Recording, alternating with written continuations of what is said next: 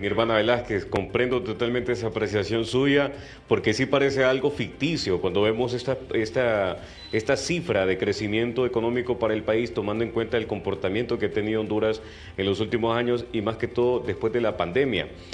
4.7%, según el Banco Central, ha crecido económicamente el país este año, Mario Palma, cuando la proyección era crecer un 3.7%. Estamos por encima de esas proyecciones, pero ¿qué es lo que está realmente pasando en la economía? ¿Por qué se está viendo reflejado este dato que nos da a conocer ahora el Banco Central?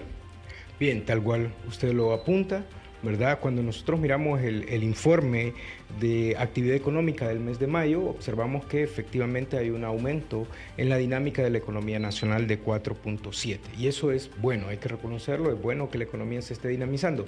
Cuando nosotros ya entramos al detalle y empezamos a ver cuáles son los principales rubros, cuáles son las principales líneas productivas que se están moviendo, nos damos cuenta que gran parte de este movimiento en la actividad económica está asociado al sector de intermediación financiera, ¿verdad? El sector comercio, sector de telecomunicaciones son los sectores que más están contribuyendo a este crecimiento de 4.7.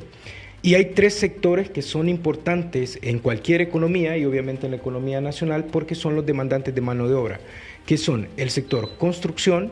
Aquí está asociado a construcción privada, es el sector maquila, porque es demandante de mano de obra, y el sector agroindustrial, ¿verdad? El sector agrícola, el sector de pesca, ¿verdad? La agricultura. ¿Qué es lo que nosotros observamos en estos tres sectores? Que efectivamente el sector de construcción presenta un comportamiento positivo, un crecimiento de casi 13 puntos, 12.8 de acuerdo a los datos de Banco Central, básicamente en temas de construcción de viviendas, construcción de apartamentos en la zona de Tegucigalpa, San Pedro Sula, el Valle de Sula y el Valle de Comayagua, que es el que está observando bastante dinamismo. ¿Qué pasa con los otros dos sectores que son altamente demandantes de mano de obra? Que es el sector de manufactura, ¿verdad? Que es el sector maquila, que representa una disminución, básicamente explicado por la disminución en la demanda de textiles, ¿verdad? Y hay una mejora en términos de la exportación de productos asociados a arneses de vehículos, pero en términos generales la industria maquila disminuyó. Lo mismo pasa con la industria agrícola. Y fíjese bien qué interesante en las explicaciones que nos da el Banco Central del comportamiento del sector agrícola, que también experimenta una disminución, especialmente en sectores como exportación de café, exportación de aceite, palma africana y esto. La explicación es primero, que se debe a condiciones climáticas, plagas, ¿verdad?, sequía, pero hay una explicación que es poderosamente importante para el país, que está asociada a la falta de mano de obra. Es decir, tenemos nosotros un problema en términos del mercado laboral, ¿verdad?, que presenta,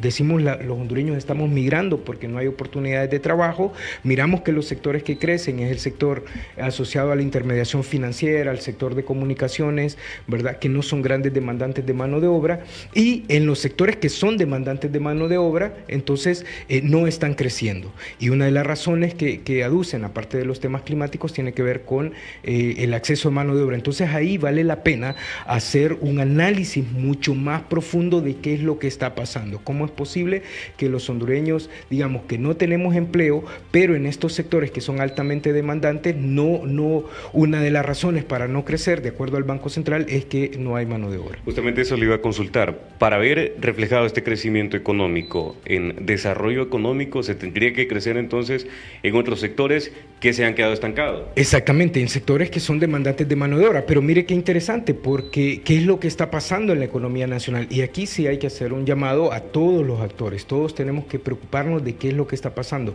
¿Cómo es posible que, y esto es parte un poco de la historia que hemos tenido en el país, donde tenemos alta concentración de personas en las ciudades, hemos pasado a ser un país con alta urbanidad, digamos, ¿verdad? Y muy poca ruralidad, o sea, en términos de cómo éramos tradicionalmente. Entonces, ahí vale la pena sentarse, ver lo que está pasando, cuáles son las condiciones, por qué la gente no está yendo a estos sectores, por qué estos sectores no están creciendo.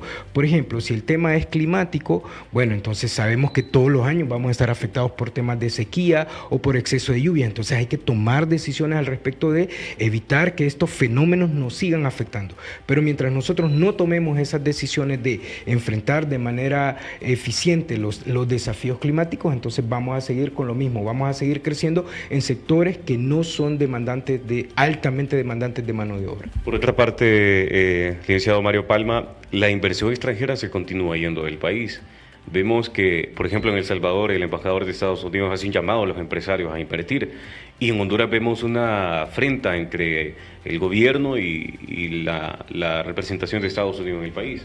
Bien, mire, ahí cada país le apuesta a lo que considera que es importante para el desarrollo de sus ciudadanos. En el caso de El Salvador, ellos se han preocupado por hacer una campaña, ¿verdad?, de una buena imagen del país, ¿verdad? Y eso lo han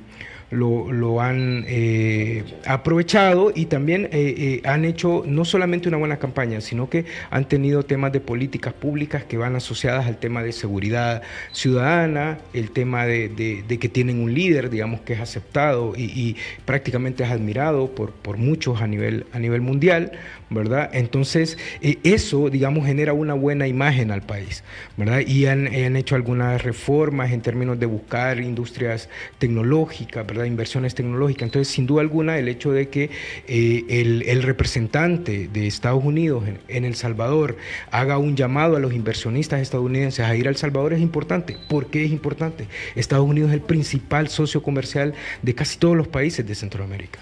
Digamos, en el caso de nosotros de Honduras, mucho de nuestra dinámica económica depende de Estados Unidos. Seguramente en El Salvador es lo mismo. Por eso es un espaldarazo hacia ellos, y yo pienso, ¿verdad?, y aquí es un llamado a que también los hondureños debemos de buscar generar un clima que haga de Honduras un buen destino de inversión. Le agradezco mucho al licenciado Mario Palma, investigador del Foro Social de la Deuda Externa y Desarrollo de Honduras, reaccionando a este dato tan interesante que nos dio a conocer en las últimas horas el Banco Central de Honduras. Con este informe regreso con ustedes, estudios.